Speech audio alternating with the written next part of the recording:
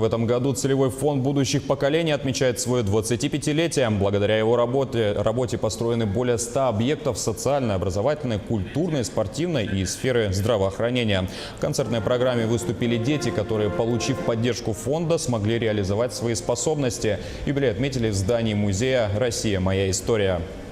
Мы можем сказать, что в целом фонд стал символом правильного решения, которое было принято 25 лет назад, по тому, чтобы инвестировать средства не только в текущую деятельность, не только в решение задач, которые стоят прямо сегодня, но и заглянуть в будущее, посмотреть на те задачи, которые встанут перед республикой, перед ее жителями через какое-то время, в идеале через поколение, чтобы сделать жизнь наших детей лучше. Сегодня мы, отмечая этот юбилейный день, мы с уверенностью смотрим в будущее.